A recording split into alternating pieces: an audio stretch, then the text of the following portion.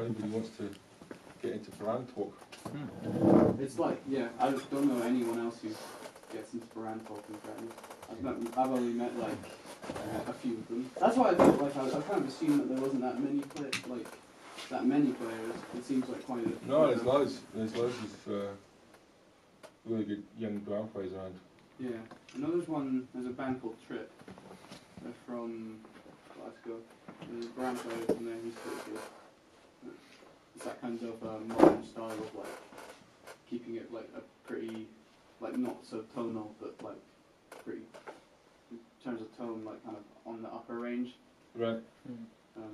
And using like the weird thin chopstick looking thing. Yeah. I did a masterclass. I did a sort of lesson with these two guys in Newcastle that were learning Baran, and it was a 2-hour-long thing. And there was me and these two guys in this tiny little room, and after an hour and a half, one of them went, "Now that is interesting." It was like, I was like, you're not meant to say that stuff out loud. If you're going to learn one thing from this lesson, the stuff you say out loud and the stuff you just say in your head. Yeah. Right, should we get started? Yeah. Yeah. Cool. Well, I thought I would just talk a bit about like how I became a jazz musician and play some of the music that I've done at different stages, and talk about how the sort of scene has changed and the and just play some different stuff through that kind of journey. And at any point, if you want to ask a question, just go ahead. And I haven't totally planned exactly what I'm going to play, but because I haven't timed anything, but I'm just going to head off and see what happens. One of the natures of the scenario is that now everything's recorded a lot. There's lots of recordings of everything, whereas for a lot of my career, recordings were quite difficult to get, and they were expensive, and especially of larger ensembles. So there's kind of bits of my career where it's very under recorded, and there's arguably bits that are over recorded more latterly. But anyway, so I was born in 1967, so I'm 56 right now, and my parents are both into jazz, so they both play jazz piano.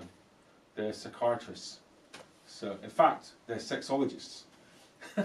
And my dad was the head of the Kinsey Institute for about 12 years, and he was crazy about jazz. Had a massive, really good jazz record collection, and so I started off basically. I must have said at some point I did say at some point I want to play drums, but I don't remember that. But I started off playing with my dad, and he would play piano or vibes, and then my brother Phil would started playing vibes, and then he got clarinet, and we used to just sort of improvise a bit with him, and he would just kind of play stuff from about 7 years old, and then he was always playing records, and we weren't that interested in the records, but it was around us a lot. And then about age 11, we read this book called Bird Lives, which is about Charlie Parker, and just got totally obsessed with Charlie Parker. And my dad had loads of records, so it was something about the story of this guy. I suddenly started listening to the records, and then that was us kind of off. And I think the thing that's difficult to maybe understand for younger people is how difficult it was to find stuff then. You know, you didn't have YouTube, you didn't have iTunes, Spotify, so if you wanted to hear stuff, you had to find somebody with a record, and sometimes you would go to record shops and trawl through records, and so it was much harder to find new music or different music, and to find other people interested in jazz. So we played together, my brother and I, for quite a number of years, and there was a youth big band that we joined. It's Edinburgh School's youth big band we joined, and then we started going to this Wavendon course, like a summer course when we were about 14, for like a week in the summer, and then at one point there was a jazz school set up in Broughton in Edinburgh when we were about 16, and Tommy Smith showed up, Colin Steele showed up, me and my brother showed up, and John Ray showed up, I think, all at the first, and we'd all been learning about jazz in our different kind of houses. John Ray and Tommy knew each other, but the rest of us, we just didn't know each other. We just didn't kind of, and that's where we all met. And it was a whole sort of little group of quite serious young guys into jazz in Edinburgh. And before that, there hadn't been much of a scene in Edinburgh. Like Alex Shaw used to play at the on a Sunday afternoon, and there was like some the jazz festivals we tried and all that sort of stuff. So, and actually when we were coming through, most of the jazz musicians living in Scotland were either playing kind of real Dixieland chart stuff, or not many people playing their own music, the original music. Bill Cole had a band and played some fusion stuff, but there wasn't a lot of people making careers and staying in Scotland. And a lot of very good Scottish jazz musicians like Bobby Wellens and Jay Craig and some of the more free improv guys like Ken Hyder and Maggie Nichols and Alan Purvis all left, and they all go and live in London or Amsterdam or New York or whatever. So it was it felt like a bit of a backwater at the time. Although it occurs to me now that I've been interviewing some of these guys like Graham Costello and some of the younger guys, and I think they think the same thing. I think they think the same thing about Scotland, and they say, yeah, no one's really ever really tried to make it from Scotland before, but we're kind of, it's like, I'm not sure if that's true. Anyway, so there was this moment where everyone met each other, and at that point there wasn't really anywhere to study. There maybe was one course in the UK, that's from like Trinity, but it wasn't really, didn't feel like a viable option to go and study jazz. Tommy went and studied at Berkeley, so there was stuff in the States you could go and do, and he obviously sort of took off at this incredible rate. But it was quite an interesting time in the 80s because Courtney Pine was hitting and jazz was quite popular in sort of mainstream, and so there was a bit of a sense of a Scottish kind of new wave of Scottish musicians coming through. A little bit like there is now. There's a little bit of that again with Ferguson, Strata, and Matt Carmichael. There's a bit of an excitement about young jazz musicians in Scotland, which is great. And it was a bit like that when we were that age, And what happened to me was, this is what I was saying earlier, but I sort of fairly early on realised that as a drummer you get hired and you get fired, and if you just play the drums, you felt quite passive, and sort of you have to wait for someone to phone you up, and I found that I wasn't totally cool with that. So I decided I wanted to start writing music. And then I went to university at Cambridge and I studied medicine, as you do. And basically when we went down there, the very first day, they had this thing in a big hall. It was like the films, the Pottery Society and the Flat Earth Society and the Wine Brewing Society and the Jazz Society. And me and my brother, so we've been playing quite a lot at that point. Go up to the jazz side, there's this guy sitting there. Yeah, we're jazz musicians. Oh, what do you play? Oh, I play drums. We've got a gig tonight. So we got hired on the first day to do a gig with the Cambridge Jazz Society, and that was great. And these guys were awesome. And there was three of them in it. There was this bass player who's now a millionaire. He was a massive bullshitter, and he couldn't really play bass, but he was cool. And then there was this maths guy who actually won the Field Medal, which is like the equivalent of the Nobel Prize for maths. He's like an absolute genius. And he played piano really well. He was a postgrad. He was a really cool guy. His dad actually was Patrick Gower's, the film TV composer. So his dad was a really famous composer, and he was a maths genius. He played beautiful piano. And there was some weird guy who played guitar. And then me and my brother, we became this band, and we suddenly started doing loads of gigs. But what the other thing that was important about them was they were really into Ornette Coleman and Keith Jarrett and Kenny Williams, stuff that the Scottish guys weren't into. So the Scottish guys were into sort of Coltrane and Miles and Oscar Peterson and stuff like that. So our ears kind of got really opened out by meeting these new guys and listening to things like Survivor Suite by Keith Jarrett with Paul Motion on the drums and Dewey Redman and stuff like that, and just loving it, just having our minds blown. So, and then we would go back to Edinburgh in the holidays and sort of bring all these records back and stuff like that. So, and I started composing for this band. I didn't really have a clue what I was doing, but I would write melodies mostly, and then I decided to go to music college for a year after finishing Cambridge. I got there and started writing. I joined a sort of 4th year class, which was composition, and I didn't know anything. I hadn't studied anything, whereas everybody else in the class had studied 3 years of harmony. I mean, presumably you've done all that in your Yes, I think so. I think it's thankfully all the back chorale stuff stopped after first year. But I mean, it's good. I mean, the thing, I hadn't done anything so I sort of, and then the first lesson, the guy went, here's a Charlie Parker tune. Analyze the harmonic sequence. And I was just going, what? I could see everybody writing Roman numerals on it, and I was just going, I don't know what. So I just sort of wrote some Roman numerals on it, kind of just randomly, and we had to hand it in at the end of the class, and the guy was like, "Okay, come and see me." He was going, "What's going on with this?" And I was going, "Well, look, I'm only here. I'm a sort of foreign student. I'm a drummer. I've never studied harmony before." Right. You're gonna have to catch up, son, like that. But then what happened was that this guy had studied with George Russell in Boston. And so he immediately started teaching the George Russell Lydian chromatic concept, which was the first harmony I learnt. And it was kind of cool because most people have to sort of translate from normal jazz harmony into George's world to kind of get, because it's all like based on a Lydian scale and stuff like that. Whereas I was just like, okay, cool, and I was just like, this is great, may as well start here.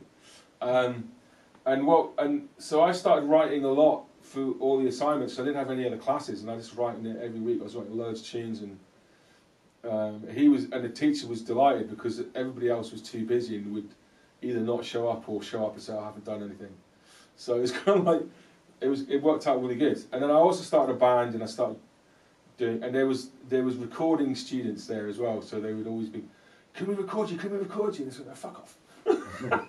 So like it was the first time ever that it became easy to get recorded, and so there was these studios you could get overnight, and you could just there was basically as much recording as you wanted, and I had an absolutely fantastic time. I loved it, and went to New York for the first time and heard lots of amazing players there, and just loved. And in fact, but I was meant to be going back to London and finishing my medical degree, and it didn't occur to me at the time, you're playing lots of music, you're writing lots of music, you're really, really happy, maybe this is what you should do. And it wasn't until later that I kind of looked back and said, oh my God, that's when my life started. Still what I do now started then, and I still do all the same stuff that I did then, and I was like picking shit. But at the time I didn't realise, you just don't realise that stuff when you're 21 sort of thing. Anyway, and I do have some recordings from that period, but I didn't have time to go and dig them out because it would have been instant to write.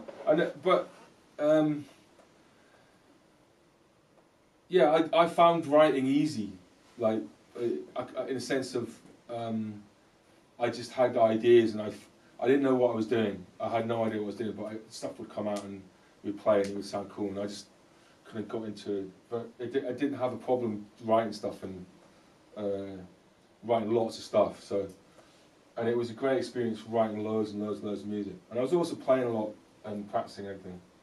So then I came back to Scotland, and the first recording I could play you is pretty much as soon as I got back, I got commissioned to do a big band with a lot of these guys.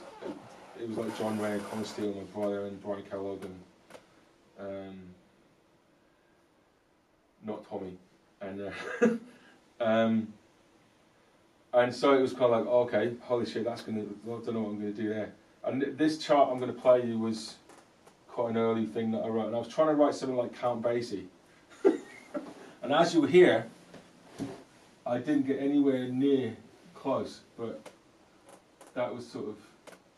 So this particular recording was, we were doing this tour around Scotland, and this was a gig in Aberdeen Music Hall, and there was probably 10 people there, and we'd done about 3 gigs in the tour, and the sound guy had asked his friend to come along and record it. He didn't ask me, off the desk. And there's this guy called Colin Hood, who's a real genius. So he made this recording, and then while he was doing it, he made a copy, and at the end of the gig, just the sound just went, there you go. And there's this guy, I don't know if you know Rick Taylor. If you come across Rick Taylor, he's this beautiful, and he died like a couple of years ago, trombonist who kind of worked with Elton John and Wham, and he was like a session guy and all that. But he played with Gil Evans' band when he came over, and amazing jazz arranger, and just a beautiful, very supportive. So he really supported me as a young composer, and he I think they started listening to it in their car. So the sound guy gave it to them, and then we stopped to get petrol at Dundee, and he came over and said, "All right, mate, just put that in your cassette." And anyway, so this track was from that recording, and I put it on a CD because it was really hard to get recordings. But this is my attempt to write Count Basie. It's called Pyology.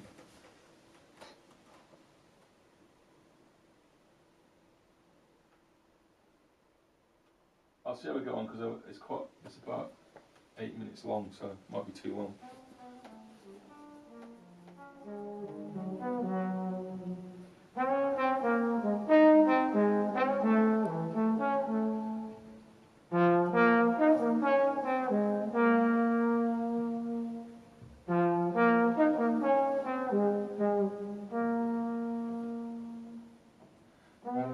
Well, no, should I say, everybody was really stoned. We've got this big bag of grass had gone round before the gig.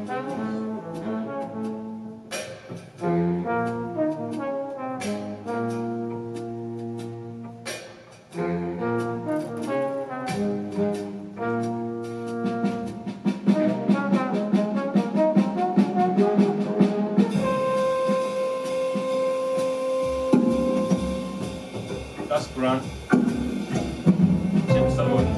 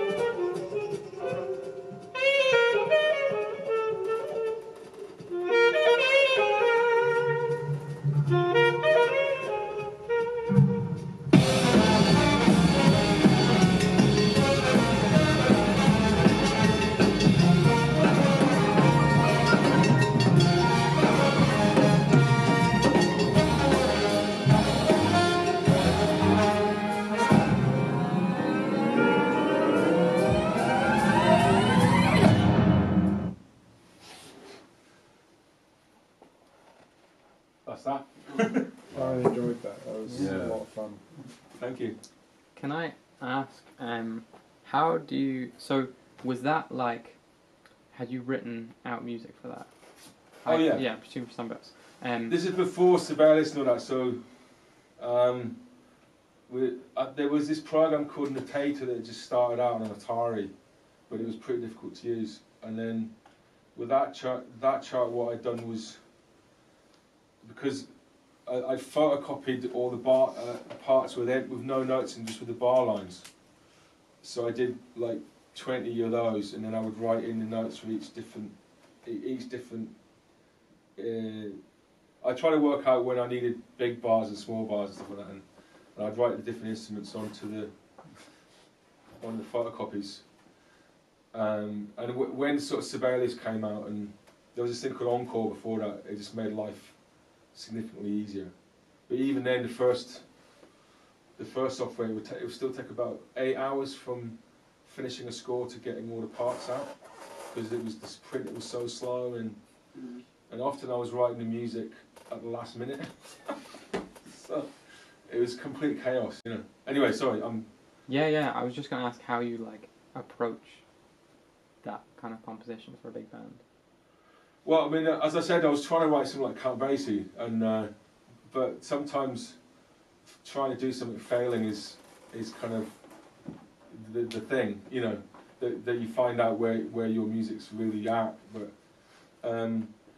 I decided to not have a conventional lineup, so I had a sort of high group, which was trumpets and guitar and soprano saxophone, and then a middle group that was saxophones and cello, I think, and then a bass group was baritone, tuba, and so I didn't have a totally conventional lineup at that point, and I just tried. I just sort of wrote, and I just didn't really know what doing. But I'd done a lot of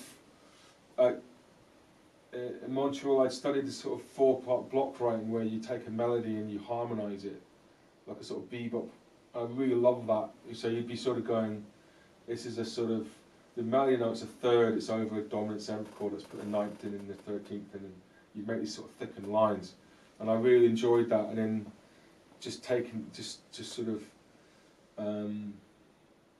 I wasn't writing a lot of chord sequences, that was purely melodic writing.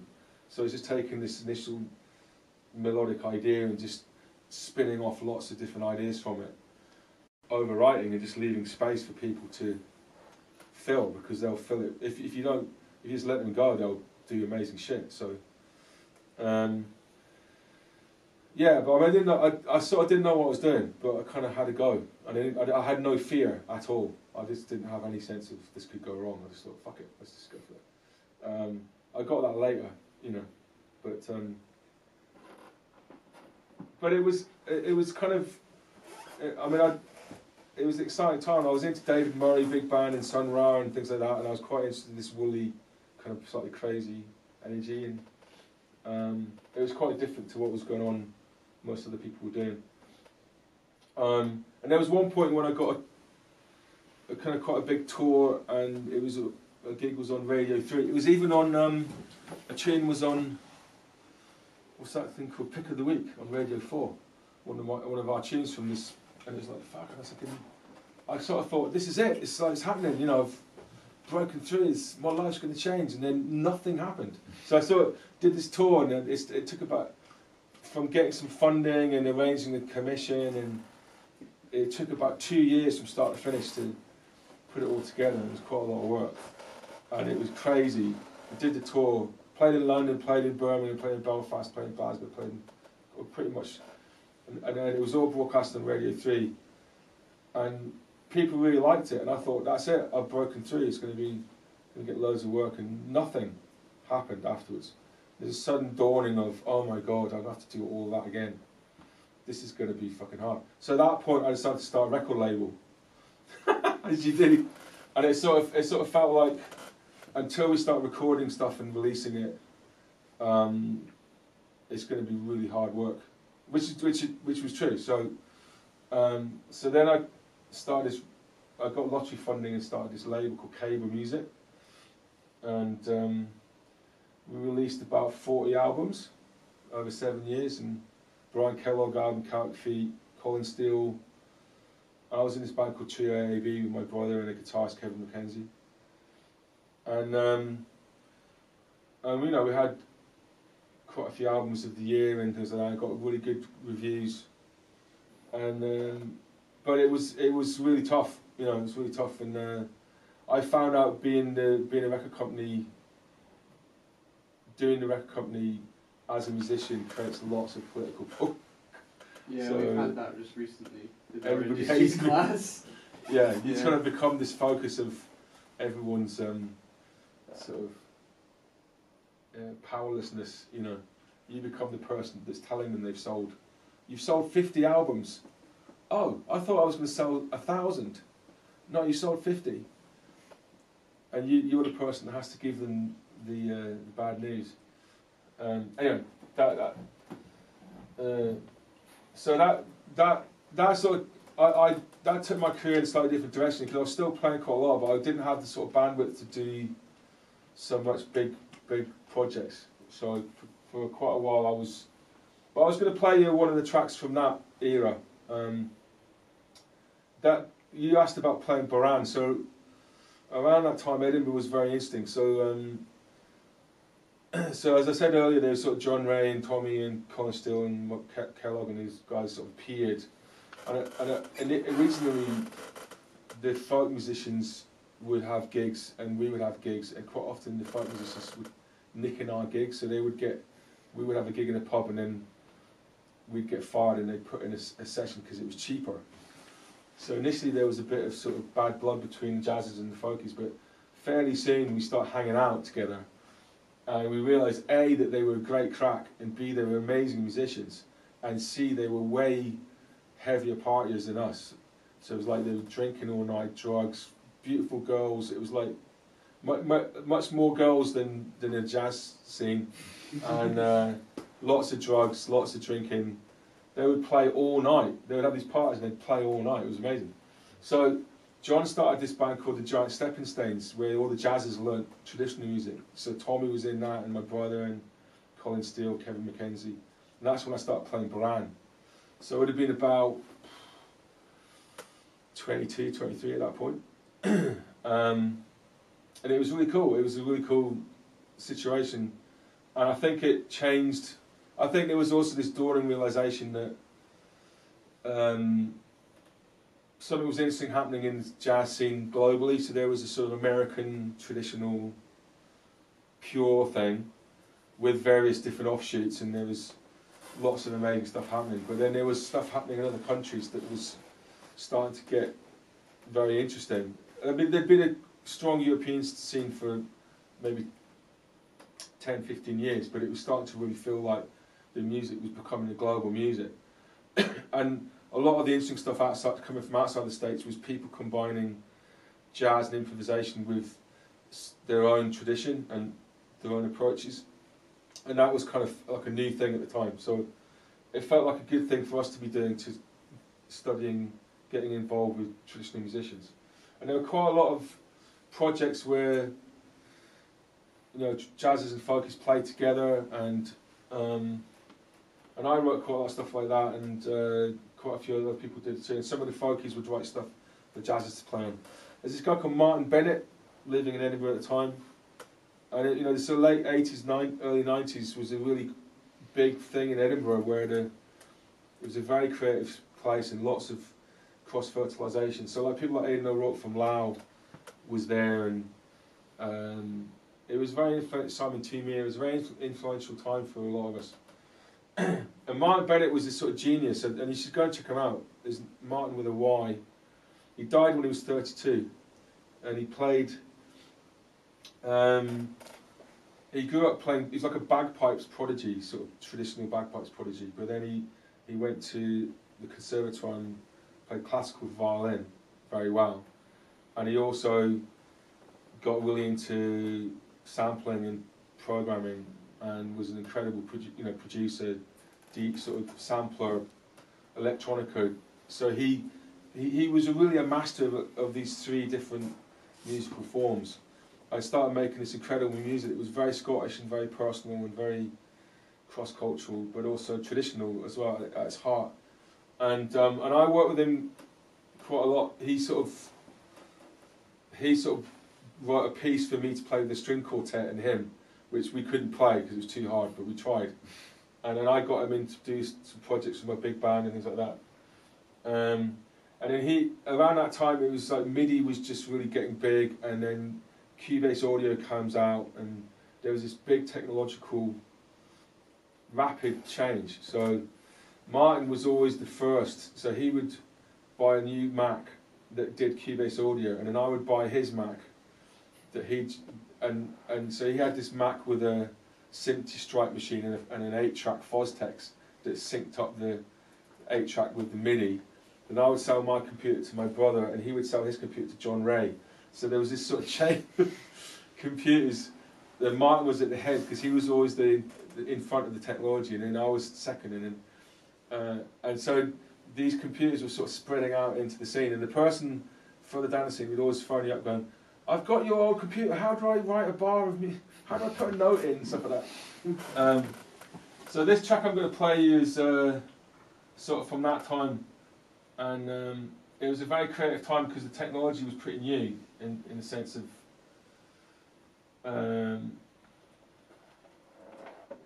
and you were just trying ideas out. So this is a tune from the first Trio AAB album that we released on this label that I started. And we went into the studio and recorded the live stuff, and then I put it into Cubase and just fucked around with it. So it kind of starts off live, and then it sort of becomes half live, half programmed, and it becomes completely programmed, and it becomes live again. Which now seems fairly kind of, oh yeah, so what? But at the time it was like, whoa, this is fucking cool. So anyway, it took ages. It was like masses and masses of work.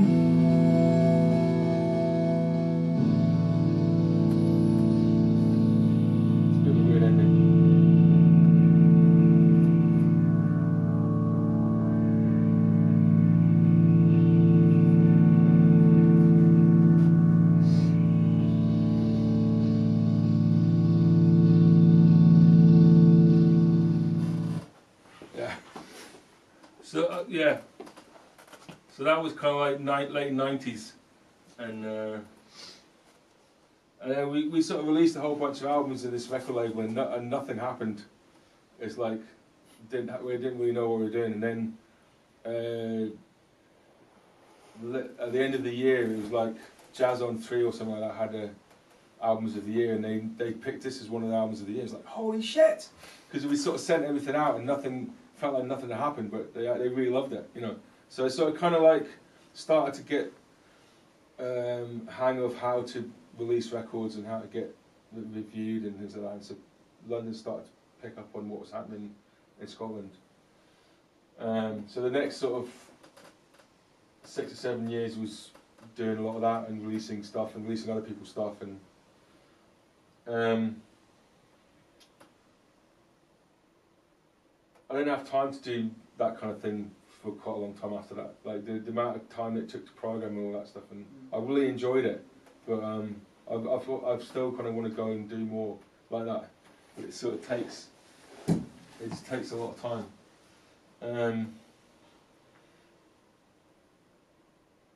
So I thought I'd just play one more track and then we'll sort of open it up to whatever you want to talk about. But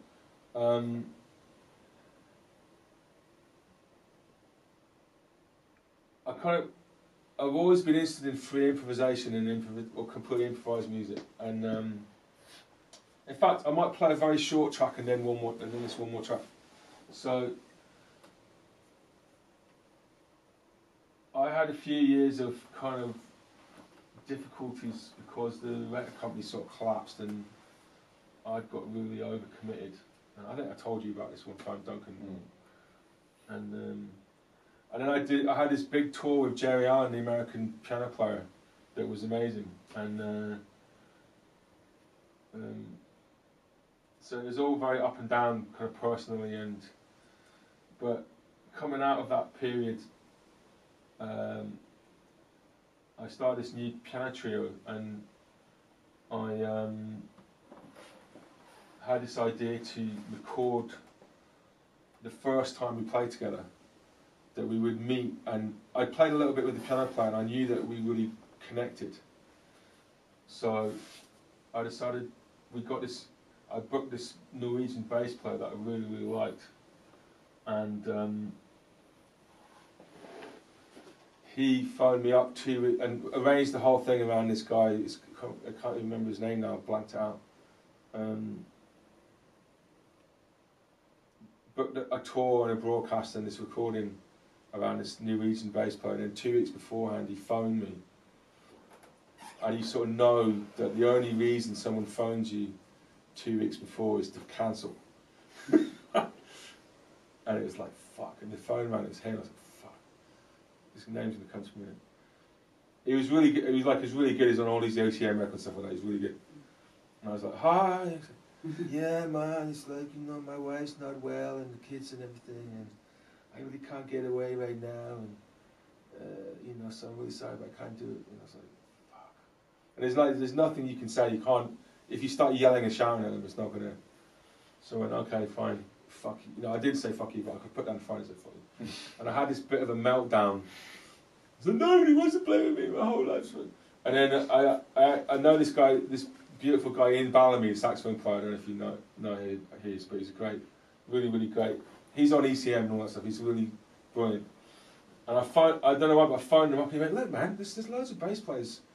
There's loads of Norwegian bass players sitting around with, you know, no gigs waiting for a phone call. So, I mean, you don't have a gig every day, do you? I said, no. So if somebody phoned you up and said, do you want to come to Norway and record an album, you'd jump at a chance. And he gave me 2 numbers of 2 of the best bass players in Norway. And the first guy said, oh, I'd love to do that, man, but I'm busy. And then the second one said, sure. I said, do you want to come over to Scotland for a week and we're going to make an album and we'll do a couple of gigs and then we'll do this podcast? Sure. Never met him, didn't know who the fuck I was. I mean, I think Ian had sort of messaged him and said, this guy's going to call you, he's cool, but apart from that. And so this guy showed up, we met him at the airport, took him to the studio and just played free for the whole day. And I kind of thought there'll probably be 1 or 2 things we can use on a record, you know. but it's going to be a really good way to meet, and we'll just record it anyway, and we might get a couple of things we can use. I swear to God, everything we played was releasable. I'm not kidding. So there's about, on the first album, there was about 6 tracks that were just completely off from this first day, and on the second album, there was about 6 tracks that were from the same first day. And it was just like, there's something about that energy when you first improvise with somebody you've never met, which is kind of really interesting, and it sort of caught that feeling. So I'm just going to play you a 2-minute, one of the 2-minute ones. This is called Quiet.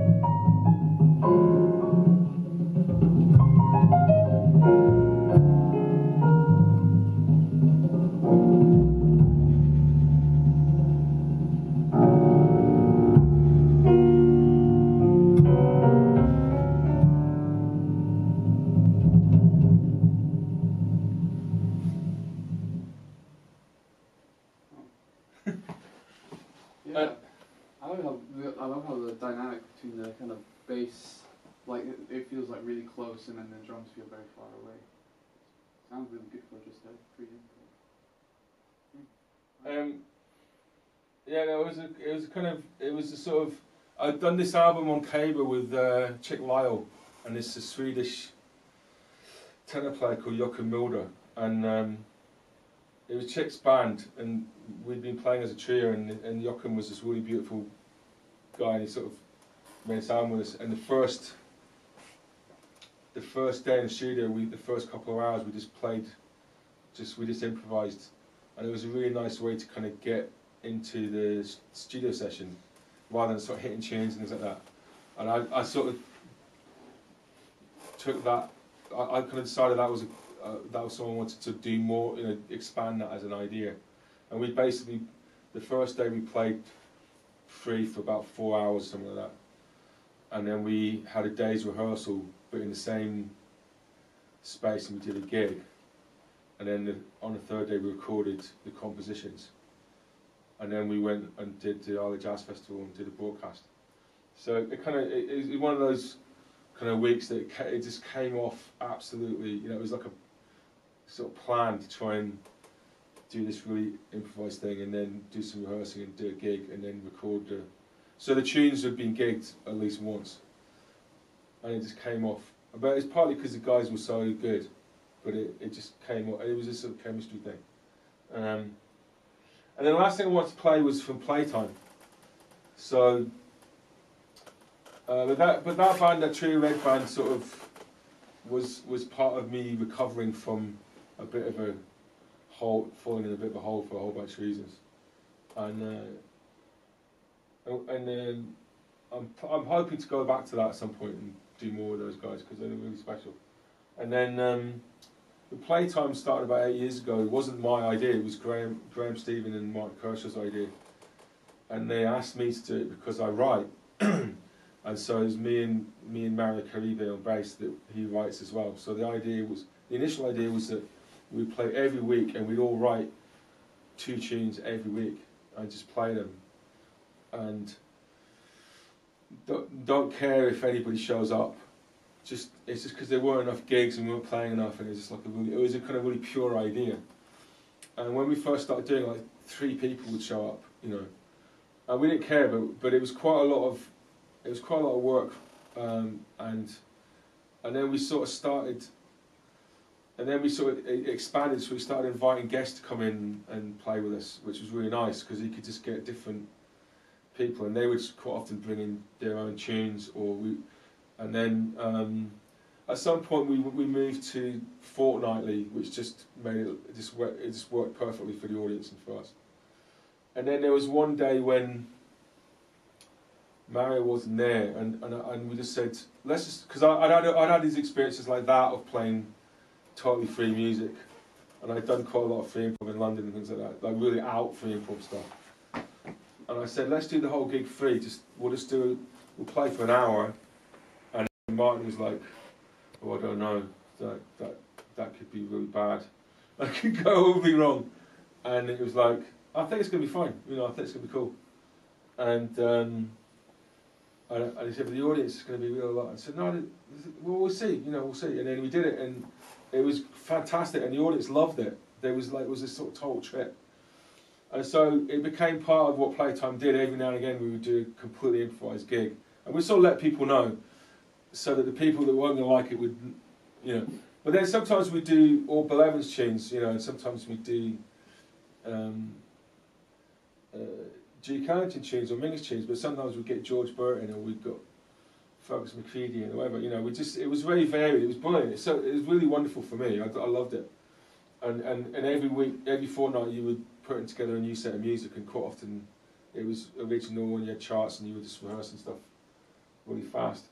And so and it built up a quite a nice wee audience. It's not like massive, but it's enough that we can all get 70 to 100 quid just off the door, you know. And we don't have any funding and that. It's just really cool. But it was tiny little local things, so it had no role outside of Edinburgh. You know, you couldn't sort of really tour it or anything like that. And then COVID hit, and so we did one gig from my living room that we live streamed. I had no idea what the fuck we were doing at all, which kind of goes back a bit to those early recordings I played you, where I had no fucking idea what I was doing, whether it was to do with programming or writing big band music. But this was a new kind of have no fucking idea what you're doing to do with live streaming. And then we did one gig the day before it went to full lockdown, and then suddenly nobody could gig at all in the same space. So we decided to try playing over the internet together, and the first gig was me and Graham, and it was a total disaster, and it's probably the most stressed out I've almost ever been in my entire life. And there was about 10 people on Facebook going, the sound's breaking, can't hear the. And so I was doing it through Wi-Fi, and I couldn't get my Ethernet connection to work and whatever. So I said, look, we'll have to come back in half an hour.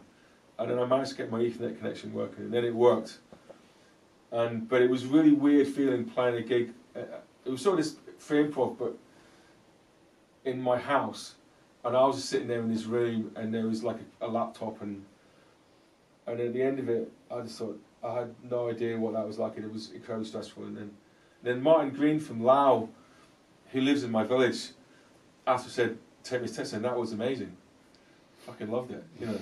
And there was something about he and I didn't really understand. I kind of went, oh my god, I thought it was really shit. I thought it was really, really shit.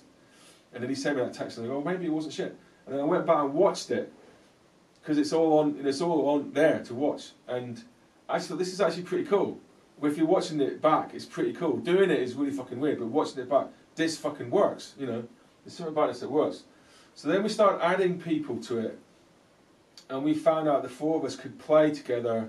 We're all in our house, and basically they're sending their audio to me, and we started using this website called Clean Feed, which had really good quality audio, and then I would play with what was coming from them, and then put it into OBS, and that would be live streamed to Facebook. So the Facebook audience were hearing what I heard and what I played, if that makes sense. And then we suddenly found we were playing grooves and things and riffs, and we were playing. It felt like we were playing together. It was like this shouldn't work, but somehow it. So what I'm going to play you is it's one of the first things that we did as a quartet. We went on to do it with somebody in London, someone in New York, people in Japan, and it worked each time. And so we're trying to release a lot of stuff because it's pretty cool. And then, well, you can decide whether you think it's cool. I'm not going to tell you it's cool. It's just the fact that we could do it shouldn't have really worked. And there's definitely a PhD in there for someone to. So this is a track that we did. It's actually on. We put it on the Jazzwise. The Creative Scotland did the Scottish Jazz cover mount on Jazzwise magazine, so we put this on that. And,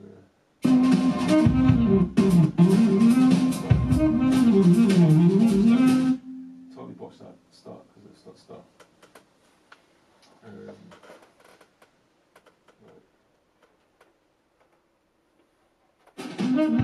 Fuck!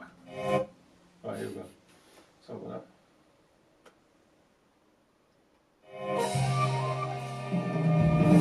This is me and Graham Stephen and Mark Kershaw and Lana. All in our houses.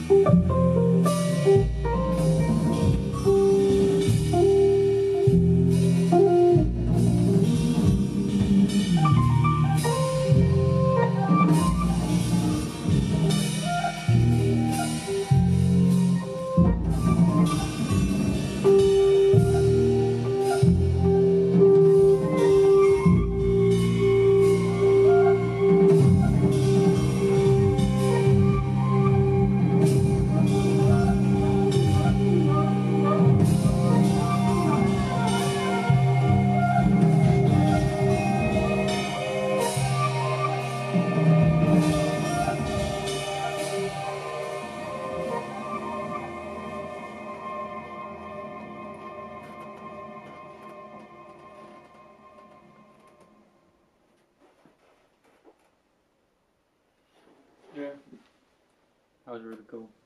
Thank you. How did Really like that work? Because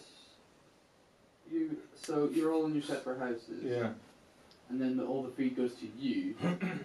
But how is that still in time? Like, because isn't there like a delay, or is there just like no delay? No, there is delay. There is. Yeah.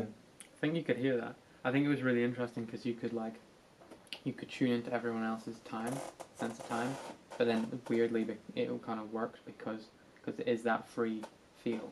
Everyone had a similar pulse and like timing, but it was played kind of separate to each other, but also it worked together.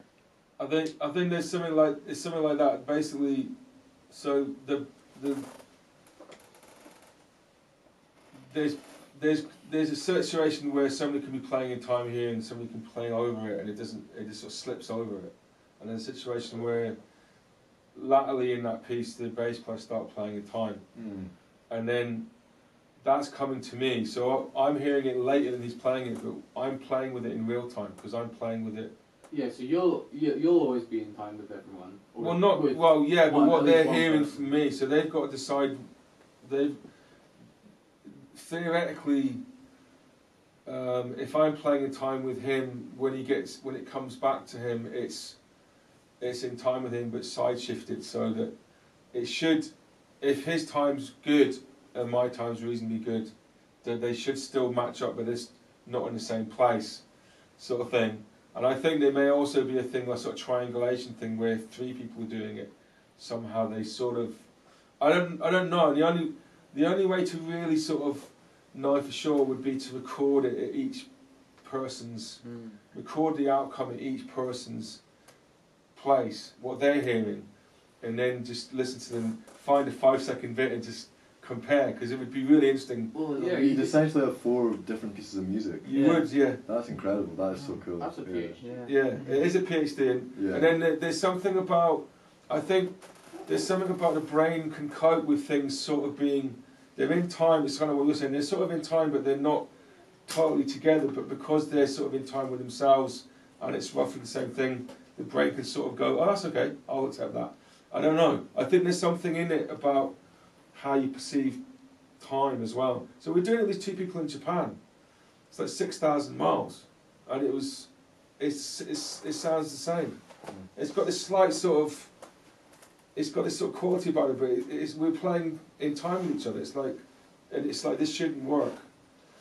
It was really interesting, and it kind of, it sort of just developed because we started off with 2 of us doing it, and then 3, and then 4, and then we were all like around Edinburgh area, so we thought, ooh, let's try something in London, that's miles away. That's got to fuck it up because they're coming on much longer wires and stuff like that. And then it didn't, it was the same. And actually that track there, that audio is just off the Facebook video. But it's been mastered and stuff like that, but it's just it's the stereo track from the Facebook. After that, we using clean feed, we could record each feed and CD quality, so you could mix it after the event. But that one was an early one, so it's just off the Facebook. Yeah, and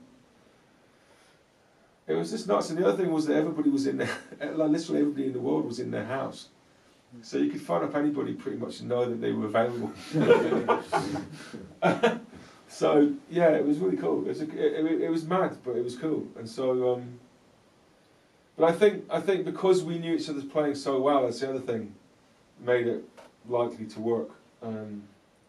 So you can hit if you actually think about that track there, the way it ends, there's all these decisions being made, which you don't necessarily hit you in the face, but like where the bass player decides when he sort of plants a kind of ending, and in the middle of this kind of rolling thing, he just goes boom. It seemed like when he came in with that, like the slow, like boom, boom, that kind of, when you're saying like time could slip over the top, that seemed like the one that was like was responsible for the time that definitely I was following, and everything. Yeah, he became sort of the reference point. So when he dropped out and started playing longer notes, I guess you would have heard that and interpreted that as okay. So it was an interesting sort of kind of there were these occasional moments when, you know, we tried playing a sort of swing thing at one point, and it was just and I knew that he was playing in time. It was slowing down and speeding up. Through what was coming through was kind of do do do do do do because somehow the data stream. So there was these. Sometimes you would feel a sense of insecurity in the time, and then it would sort of come back into focus. And it was. I mean, we've got hours and hours of recordings, you know, with different people, and a lot of it was fucking great. You know, it's like it felt great and sounds cool. So it was a very interesting, kind of new thing to sort of being on the edge of this thing that very few people were doing, you know, and so we're still sort of trying to release that. We kind of just put in a funding application to release it as, and but it was an interesting time. Yeah. Yeah, because the best thing about that is you could still pull that off live if you wanted to. If you wanted, you could do it live on the stage and just put different input delays on each instrument. I think the thing is doing sort of creating it for. Well, I mean, we can play three in a room together. And still play like that. Yeah. But we're in the same room. But I think we are planning to do more where we do it over online with people in other countries and kind of keep exploring that thing. Once we release the album of these tracks, to sort of doing it and seeing if people want to listen to it or not. Because there's a big drop off in people want to hear live streams, obviously, because it's like we're back in. But you know, I think there's something interesting in the story around this, that it shouldn't work, and it kind of works, and it makes people want to go listen to the music. Oh, I want to check out that thing that shouldn't have worked, and then you go, oh. I mean, how do you approach improvising, particularly in that environment, if you can only listen to people, but everything's going to be slightly delayed anyway? No, but the thing is, nothing's delayed. You're hearing everything, and you're reacting to what you hear. So is everybody. Yeah. So nobody knows what it should have sounded like. If you see what I'm saying. Yeah. Right. And the thing is, I think if we were playing like, you know, Chameleon or something, or funk, it would be a total hot mess, you know. Right. Because we're all meant to be playing. But there are times when it sounds like everyone's playing where they should be playing. It's like, I don't know how that's. It feels like they're playing where they want to play and where they. So I don't really. I can't say I understand it completely. But the point is, you're not aware of a delay because you're just hearing a bunch of sounds and you're reacting to it, and everybody's the same. Uh-huh. It just happens to be the case that the version that I was hearing was the one that went out because I was the end of the chain. Mm-hmm. Whereas the version that other people's hearing, no one has a clue what the fucking was, you know. Reminded me of some of the, you know, John Martin's Solidaire. Of what? John Martin's Solidaire album. I know the album a little bit. Yeah, it just sounded like. Okay. Gave me that kind of vibe. I think the double bass. Yeah. Okay. In that album. Yeah, I know what you mean. Yeah.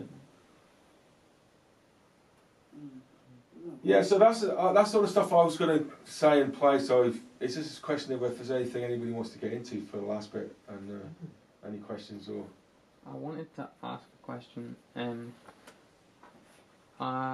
So in the summer kind of time, I'm looking to start playing a little bit more with these guys, and I know that gigging is definitely an option. What do you play, Sonny? I play keys. I play piano, and so I really like playtime as a concept and as an idea, and I'm just wondering how do you think that would have gone, but earlier in your experience of playing, in general? I think the thing about improvised music is that it depends a little bit where you're starting from. So I was doing this thing recently with these traditional musicians, and traditional musicians and classically trained musicians, they're coming from a place where when they do what they're used to doing, usually their roles are very clear. It's either like there's a tune, a kind of traditional tune that's needs to be played in a certain way to be authentic, and stuff around that, or there's a score notated. And so for musicians coming from those backgrounds, the first initial challenge of improvisation is just playing stuff when there's no tune and there's no score. And just playing, and kind of what to play. How do I know what to play? And then there's usually quite a lot of fear around, because they're used to sound, especially the tradies are used to sounding beautiful, or all the time, or cool all the time. They're classical people as well. So if it sounds fucked up or dissonant or wrong, they kind of they can freak out a bit at the start. I think the key thing is that sometimes you get these guys that have just started improvising going, it's great, now I've improvised for an hour and it's great, I've cracked it. And it's like, well, being able to play without a score or tune is only the start of it, because doing it well is a sort of lifetime of study. And all of the things that apply to what makes really great classical music or great pop musical still applies. You can do it really well or badly. And I think the emotional challenge of it is different, and because you're constantly dealing with that question mark of why are you playing, what's the motivation, and what's the sort of... And I think that's something that's interesting to explore. And so if I'm teaching free improvisation, I've got various things to try out. So one of them is you have to pretend to be the bell on a cow on the Swiss Alps, and every time you've got to imagine this cow on the Swiss Alps. Every time the bell rings, then you play a note. So you're trying to find these imaginary sort of scenarios which then trigger a note, and you're not responding in any way to what's happening in the room. You're just trying to find other reasons for generating what might be quite random types of sounds. But I use that kind of thing quite a lot myself. So if I'm playing free, sometimes I'll just suddenly know that I'm doing that, or not necessarily that, but something like that. Or sometimes it's just a sort of a physical thing, and I'm just sort of going, and I'm seeing what sound it makes. But the thing that's kind of making sense to me is this movement. And sometimes it doesn't hit the drums at all, and it doesn't make any sound. But whether it makes sound or not is a bit random. So what I'm saying is that there's all these other kind of processes about how you create sound.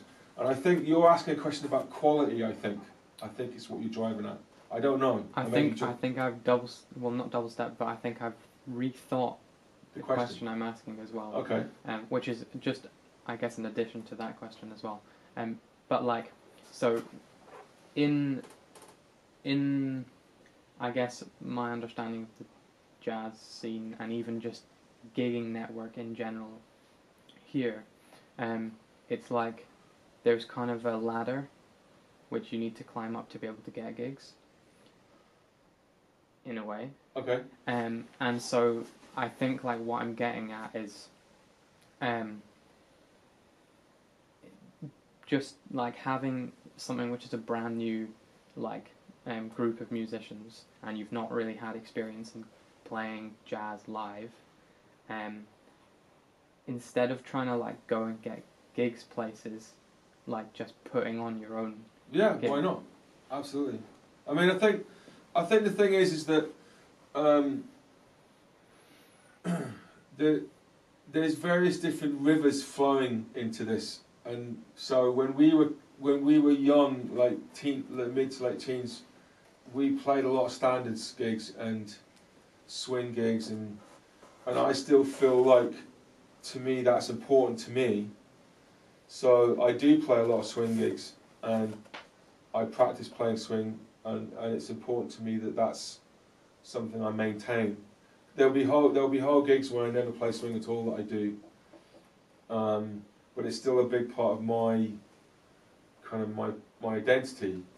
And I think that kind of jazz, where you're playing standards and playing swing, it's quite a, you know, it takes a while to get that together, but it's a beautiful thing. And a lot of the people that are doing stuff that are interesting have done that. You know, it doesn't mean, I don't think it means that you have to have done that to be able to play improvised music. And there's also other improvised musicians that have decided to reject that and not do that, and they're coming at it from over here. And then you get some people coming from a traditional background that are doing interesting stuff with improvised music, and it's wonderful they haven't done that. You know, it's actually glorious, because I would hate to hear a guy on, you know, bagpipes trying to play like Charlie Parker. I'd much rather that he improvised on bagpipes and sounded like something new, you know. So I think those are those decisions you make yourself about your journey into a thing. Now, if you want to, I do think you should start improvising together in a room first, and also practice it individually, including playing free, you know. And so you're developing your sort of sense of who you are and your options, and you're not preparing. I mean, it's not. I don't think it works to prepare licks. You know, I'm going to play this exact thing, but you're preparing different kinds of playing that you will use in an improvised situation. Now, if you're going to get together and play Autumn Leaves and All Blues and stuff like that, which is what we did, then you need to learn the tunes, and you need to learn to swing, and you need to learn to play over the changes. So it's a very specific discipline, and it takes time. But there's lots of people that can help you to learn it. You might already be really good at it. I have no idea. I don't know. So, you know, I'm not judging you. I know he's a really fucking good drummer. So if you play with him, you'll be doing all right. Yeah, I think it depends a little bit on what kind of improvised music you're playing. But I think I would start in a room and just start doing it, and then early on, just get set up a gig. Yeah. Because I mean, you know, it's not like you could do any worse than us. Because we're sort of playing to 10 people sometimes. So go on. You know, I wouldn't feel embarrassed or like there's somebody going to come around and say you shouldn't be doing this. Why you have to wait 20 years and grow a beard? Yeah, I think we've been playing together for a performance exam I have next week, but I don't know entirely if we've decided on what it is exactly we want to be playing. But I don't think it's like we want to be doing only standards, and I don't think it's also that we only want to be doing improvised music. I think we want to just explore what we would like to play together. And what are you listening to? What am I listening to? Yeah. Well, Duncan's given me the Cuban bug. Okay. So I've been listening to a lot of Cuban music. But before that, I've also been listening to You can get an antibiotic that'll clear that up. Yeah. Paracetamol. No, but I've been listening to some ECM stuff, like Jan Johansson and other people like that, and then also a lot of stuff from Scotland as well, because I've got into that really recently. Kind of a mix, but one thing. So I've also been interviewing a bunch of jazz musicians, for the Scottish Jazz Archive and stuff. Okay. And one big thing that is coming out is that people who are now kind of a bit more developed in the scene, and not the younger scene, their roots are in playing those standards and kind of going through the traditional way of getting to be able to play gigs and stuff. You play in someone else's band, and then maybe you start your own thing, and you will start playing standards and stuff. But then now, there's a lot. We do some house band stuff, but it does seem sort of out of the norm to just kind of form a jazz band. And just do whatever. Yeah. I mean,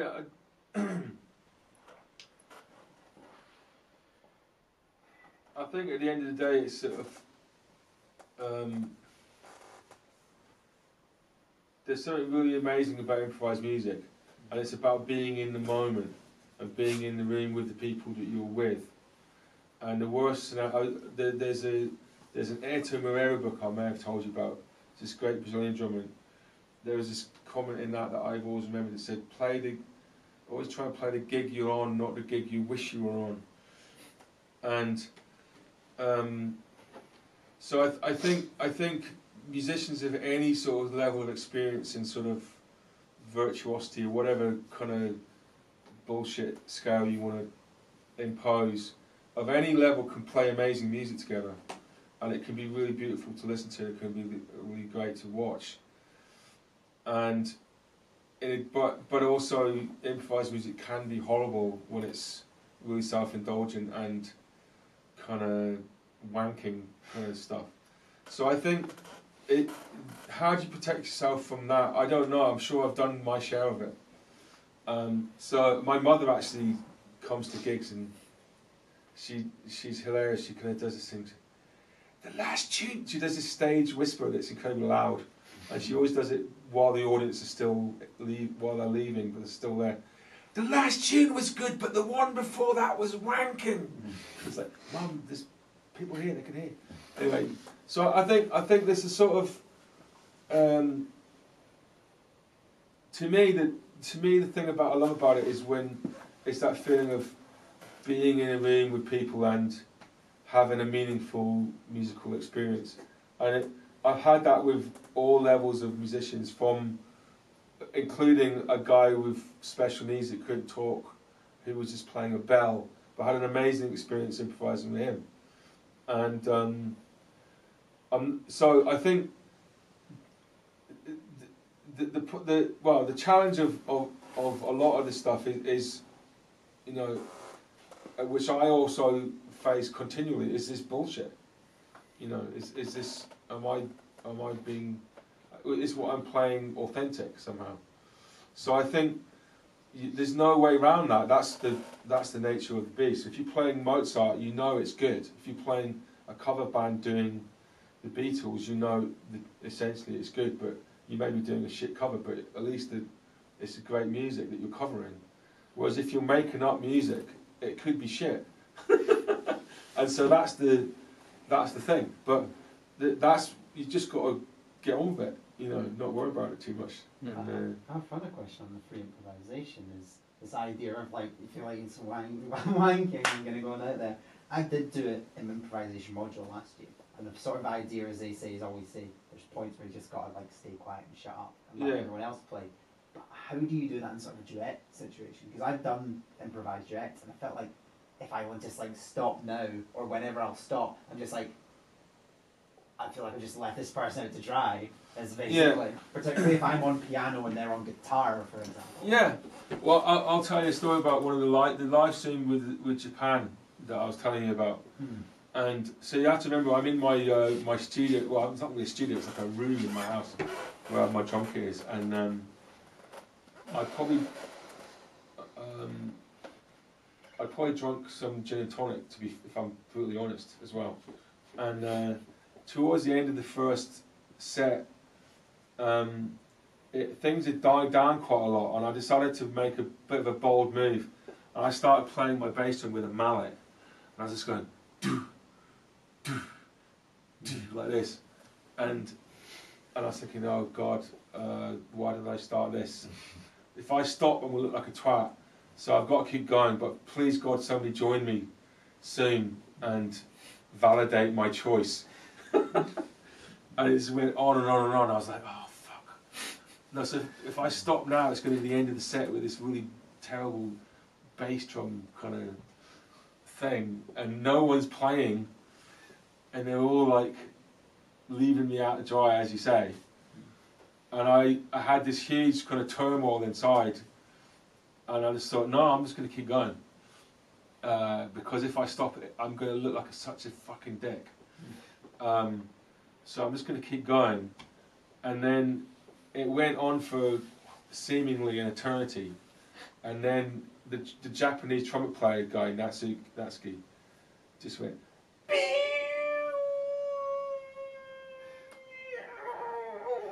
and it was fucking amazing, you know. And at the time, it was like, oh my God, thank you so much. You saved my ass. But then when I went and listened to it back, there was none of that emotional content, you know, that I was experiencing at all. It was just like, this is really cool because it's gone down to this drum beat and it's like going on for ages, and it's just like, what's going to happen? And then he comes in, it's like, it's perfect. It's like amazing. So that's the thing. That's the nature of the beast. Is you're constantly questioning whether to play or not to play and why. What's your justification for playing? And there's plenty of people that play way too much. Then you know, and there's these amazing people that just don't play for ages, and it's like you're just sitting there going, what's going on? What's going on? And then when they do play, it's like, oh my God, he's played! Oh my God! You know, so that's what it's all about. But I think you can be a dick around it, and you can be authentic. And sometimes you know you've overplayed. You know, at the end of the gig, you go, I played too much tonight. Or you listen back to it and you go, I played too much. Or your mum tells you. What? Or your mum texts you. Yeah. And then I think the other thing is that you don't truly know when you're inside of it. So there's loads of examples that I can remember of thinking it was terrible, and then so like Playtime, we did a sort of album of this trio where we played the whole set without stopping, that I told you about earlier. So we did a recording of it, and I remember thinking the first set I just wasn't into it at all, and I was finding what Marty was doing just a bit difficult to kind of get into, and I wasn't enjoying what I was doing. I just felt a little bit sort of detached from it. But I loved the second set. I thought it was really cool. And then when I listened back to it, I kind of preferred the first set as music. There was something really cool about it. It was really kind of restrained. So that's one of the things. And I think you have to remember when you're playing that you don't actually know what. To somebody outside of that, all those decisions and that emotional questioning, they're just hearing sounds combining in their brain, and it makes them feel stuff. Right. And that's what's brilliant about it. So It's the same way that if you walk past a building site and there's three people hammering, your brain will make that into some kind of weird music. yeah. What they're thinking about when they're hammering doesn't matter the slightest. Right. But as an improviser, you're in this really big space where you can place yourself, you know, in all these different places for these different reasons. Whereas if you're playing in a bossa nova band and you're playing the drums, you know pretty damn sure you're going to go. So the guitar. Yeah, and the way you do it is important, and it could be amazing too. But it's just sort of if you're going to play totally free, then cool. But you know it's going to be a different thing. So if you're going to play jazz standards, it's going to be a different thing. Doing a mixture is going to be interesting. We're going to play ultimately it's followed by a 20-minute free improvisation. Well, that's kind of what I've been doing in my live performance, I guess. Yeah. A mixture. Yeah. That's actually what happened at the end of our last jam sessions. We all decided, okay, let's just go free. We did have some degree of thing. We decided on a mode to use, and then we just went freely on it at the last jam session we had. Yeah, that was the only time that normal public people came in as well. Normal public people. What I've seen before as well is it was Fergus McCready and Matt Carmichael, and they didn't have a set or anything. They were just sort of, you know, kind of playing each other's tunes and sort of transitioning between them while kind of improvising, just more kind of in the spirit of the tune rather than like playing the tune. So that's sort of what I perceive as like a mixture. I guess that's not standards though, but it is their own tunes. So Yeah. There's an Anthony Braxton album called Anthony Braxton Standards, and he has this really nice rhythm section. You know, John Hicks on piano and Victor Wilson drums and those people, and they're playing completely conventionally, and he's playing pretty much completely free. It's absolutely amazing. I mean, it's kind of wonderful and bonkers at the same time. So I mean, I think the thing is there's a sort of craft to learn. Have we got to stop? I think we have I think we might have to. like 8 minutes. Okay. I mean, I think there's a craft to learn if you want to play jazz, and it's a beautiful thing to do. So, but there's no obligation to do it, and I think.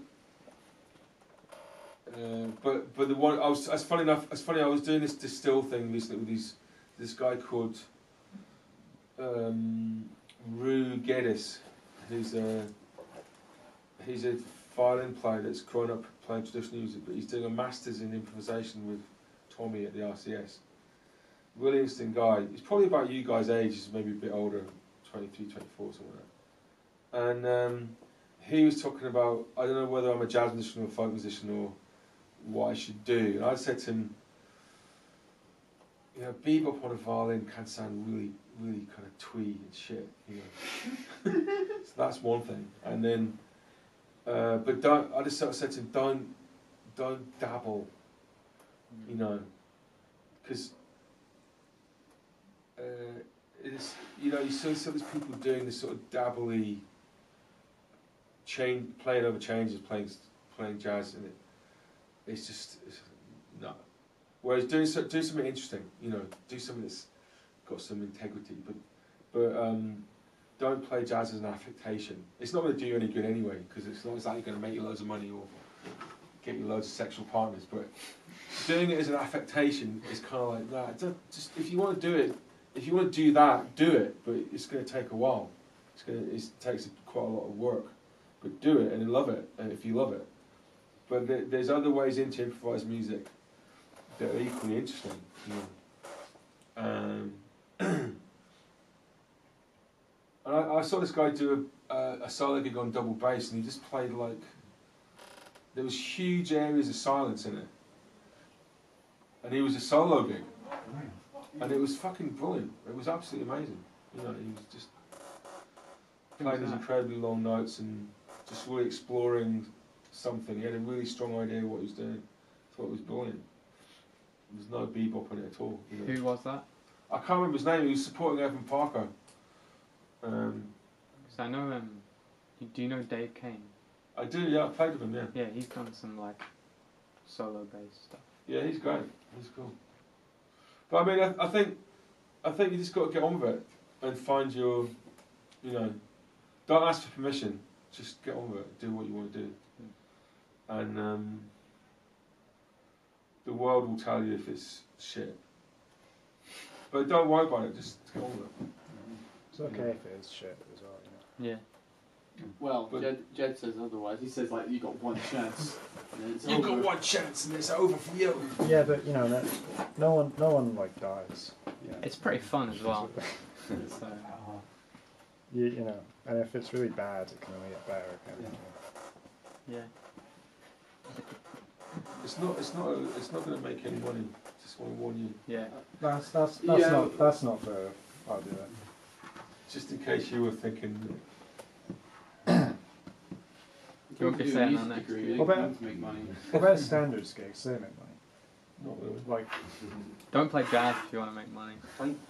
no one wants jazz at their weddings. He says. I had a chance to meet. I met Evan Parker a couple of times, and then we were both nominated for the same BBC Jazz Award, and I did a bullshit email campaign and won it, and I felt like our relationship changed after that because it was a total outrage that I won this BBC Jazz Award that Evan Parker was up for, but it was Evan Parker and Soweto Kinch that were up for it, and I won it. But before that happened, he told me that when he was young, there was all these guys trying to make money out of playing music, and he just didn't give a shit, and he just played the music he wanted to play, and he's ended up making more money than these other guys because he wasn't chasing success. He just played the music he wanted. He was interested in playing and exploring the stuff he was interested in exploring with the people he was interested in exploring it with, and it's a sort of journey, you know. So if you're lucky enough to have some people to go on the journey with, go, leave, get in the van and set off, and you'll go where you go. And some of the people may not stay on the whole journey with you, and other people may join. It may end up being something that's really beautiful and changes your life, and it may get really frustrating. I don't know, but you just got to head off on your journey. And that's Tom Bancroft telling us to leave uni. yeah. Just make sure you've got plenty of cash when you set off. I'll give the lead. Oh no, I'm speaking. You know. Yeah, I mean,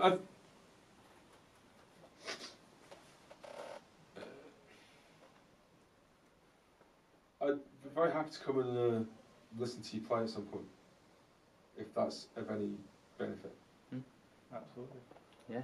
That'd be cool.